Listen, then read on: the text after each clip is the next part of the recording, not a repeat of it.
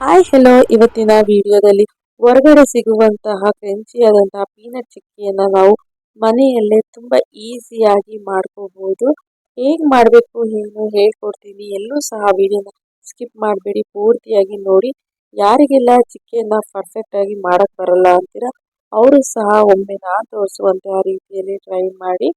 ಖಂಡಿತವಾಗಿ ಕ್ರಂಚಿಯಾಗಿ ಬರುತ್ತೆ. ನೋಡ್ತಾ ಇರ್ಬೋದು ಎಷ್ಟು ಕ್ರಂಚಿಯಾಗಿದೆ ಅಂತ. ಮೊದಲಿಗೆ ಒಂದು ಕಡಾಯಿಯಲ್ಲಿ 1 ಕಪ್ನಷ್ಟು ಕಡಲೆ ಬೀಜನ ತಗೊಂಡಿದ್ದನ್ನ ಚೆನ್ನಾಗಿ ಫ್ರೈ ಮಾಡ್ಕೊಳ್ತಾ ಇದ್ದೀನಿ. ಇದು ನಿಮಗೆ ಕಲರ್ ಚೇಂಜ್ ಆಗಿ ಕ್ರಿಸ್ಪಿ ಆಗಬೇಕು, ಅಲ್ಲಿವರೆಗೂ ಫ್ರೈ ಮಾಡ್ಕೊಳ್ಳಿ. ಈಗ ಇದು ನೀಟಾಗಿ ಫ್ರೈ ಆಗಿದೆ. ಈಗ ಸ್ಟವ್ ಅನ್ನ ಆಫ್ ಮಾಡಿ ಇದನ್ನ ಒಂದು ಪ್ಲೇಟ್ಗೆ ಹಾಕಿ ತಣ್ಣಗೆ ಹಾಕಿ ಬಿಡೋಣ. ನಂತರ ಅದೇ ಕಡಾಯಿಗೆ ಒಂದು 10 ಬಾದಾಮಿಯನ್ನು ಹಾಕೊಳ್ತಾ ಇದ್ದೀನಿ. ಇದು ಆಪ್ಷನ್, ಬೇಕಾದ್ರೆ ಹಾಕೊಳ್ಳಿ, ಬೇಡ ಅಂದ್ರೆ ಸ್ಕಿಪ್ ಮಾಡಿ. ಇದು ಸಹ ಫ್ರೈ ಮಾಡಿಕೊಂಡು ತಣ್ಣಗೆ ಹಾಕಿ ಬಿಡೋಣ. ಈಗ ಕಡಲೆ ಬೀಜನ ಮೇಲಿನ ಸಿಪ್ಪೆಯನ್ನ ನೀಟಾಗಿ ತೆಗೆದುಕೊಂಡು ಒಂದು ಜಾಗದ ಸಹಾಯದಿಂದ ಸಿಪ್ಪೆ ಮತ್ತು ಕಡಲೆ ಬೀಜನ ಬೇರ್ ಮಾಡ್ಕೊಳ್ತಾ ಇದ್ದೀನಿ. ಈಗ ಇದನ್ನ ಅದೇ ಕಪ್ನಲ್ಲಿ ಹಾಕೊಂಡು ಫ್ರೈ ಮಾಡ್ಕೊಂಡಿರುವಂತಹ ಬಾದಾಮಿಯನ್ನು ಸಹ ಅದರಲ್ಲೇ ಹಾಕೊಂಡು ಈಗ ಒಂದು ಮಿಕ್ಸಿ ಜಾರ್ಗೆ ಹಾಕೊಳ್ತಾ ಇದ್ದೀನಿ. ನಂತರ ಇದಕ್ಕೆ ಏಲಕ್ಕಿಯನ್ನ ಹಾಕೊಳ್ತಾ ಇದ್ದೀನಿ. ಈಗ ಇದನ್ನ ತರ್ತರಿಯಾಗಿ ಗ್ರೈಂಡ್ ಮಾಡ್ಕೋಬೇಕಾಗುತ್ತೆ. ತುಂಬಾ ನುಣ್ಣಗೂ ಅಲ್ಲ, ತುಂಬಾನೇ ತರ್ತರಿಯಾಗೂ ಅಲ್ಲ, ಈ ರೀತಿಯಾಗಿ ಕೋರ್ಸಾಗಿ ಗ್ರೈಂಡ್ ಮಾಡ್ಕೊಳ್ಳಿ. ನಂತರ ಒಂದು ಕಡಾಯಿಯಲ್ಲಿ 1 ಕಪ್ನಷ್ಟು ಬೆಲ್ಲವನ್ನು ಹಾಕಿ ಅದಕ್ಕೆ 2 ಸ್ಪೂನ್ನಷ್ಟು ನೀರನ್ನು ಹಾಕಿ ಒಮ್ಮೆ ಬೆಲ್ಲವನ್ನು ಚೆನ್ನಾಗಿ ಕರಗಿಸ್ಕೋಬೇಕಾಗುತ್ತೆ. ನಾನು ಒಂದು ಸ್ಪೂನಿನ ಸಹಾಯದಿಂದ ಬೆಲ್ಲ ಮತ್ತು ನೀರನ್ನು ಮಿಕ್ಸ್ ಮಾಡಿಕೊಂಡೆ. ಈಗ ನೋಡ್ತಾ ಇರ್ಬೋದು ಬೆಲ್ಲ ಚೆನ್ನಾಗಿ ಕುದಿಯೋದಕ್ಕೆ ಸ್ಟಾರ್ಟ್ ಆಗಿದೆ. ಈಗ ಈ ರೀತಿಯಾಗಿ ಇದು ಗಟ್ಟಿ ಆಗ್ತಾ ಬರುತ್ತೆ.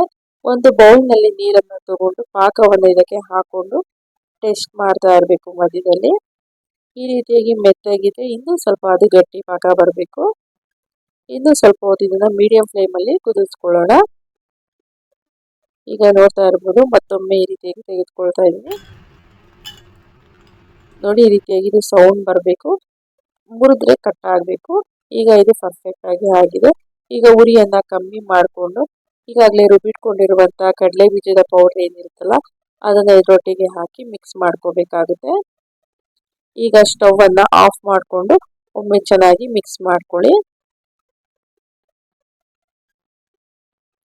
ನೋಡಿ, ಈ ರೀತಿಯಾಗಿ ನೀಟಾಗಿ ಮಿಕ್ಸ್ ಮಾಡ್ಕೋಬೇಕಾಗುತ್ತೆ. ಈಗ ಇದು ರೆಡಿ ಆಗಿದೆ. ಈಗಾಗಲೇ ನಾನು ಮೊದಲೇ ರೆಡಿ ಮಾಡಿಟ್ಕೊಂಡಿದ್ದೆ ಒಂದು ಪ್ಲೇಟಿಗೆ ತುಪ್ಪವನ್ನು ಸವರ್ಕೊಂಡು. ಈಗ ಆ ಪ್ಲೇಟಿಗೆ ನಾವು ಮಾಡಿಟ್ಕೊಂಡಿರುವಂತಹ ಮಿಶ್ರಣ ಇರುತ್ತಲ್ಲ ಅದನ್ನ ಹಾಕಿ ಒಂದು ಬೌಲ್ನ ಸಹಾಯದಿಂದ ಇದನ್ನ ನಾನು ತೋರಿಸ್ತಿರುವಂತಹ ರೀತಿಯಲ್ಲಿ ಸ್ಪ್ರೆಡ್ ಮಾಡ್ಕೊಳ್ಳಿ. ನಂತರ ಇದನ್ನ ರೋಲರ್ ಸಹಾಯದಿಂದ ರೋಲ್ ಮಾಡ್ಕೋಬೇಕಾಗುತ್ತೆ. ನೀವು ಬೇಕಾದ್ರೆ ಬಟರ್ ಪೇಪರ್ನಲ್ಲೂ ಸಹ ಮಾಡ್ಕೋಬಹುದು.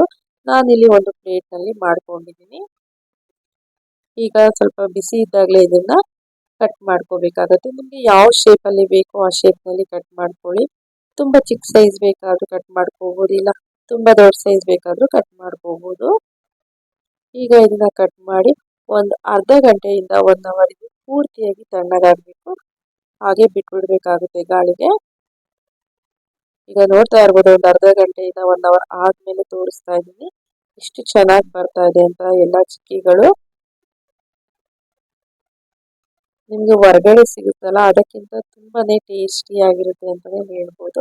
ಇಲ್ಲಿ ನೀವು ಕಪ್ಪು ಬೆಲ್ಲ ಅಥವಾ ಬಿಳಿ ಬೆಲ್ಲ ಯಾವ್ದಾದ್ರೂ ಯೂಸ್ ಮಾಡ್ಕೋಬಹುದು. ಇಲ್ಲ ನಿಮ್ಗೆ ಬೆಲ್ಲ ಇಷ್ಟ ಇಲ್ಲ ಅಂದ್ರೆ ಸಕ್ಕರೆನೂ ಸಹ ಯೂಸ್ ಮಾಡ್ಕೋಬಹುದು. ಈಗ ಇದನ್ನ ಒಂದು ಪ್ಲೇಟ್ಗೆ ಸರ್ವ್ ಮಾಡೋಣ. ನೋಡ್ತಾ ಇರ್ಬೋದು ಚಿಕ್ಕಿ ಎಷ್ಟು ಚೆನ್ನಾಗಿ ಬಂದಿದೆ ಅಂತ.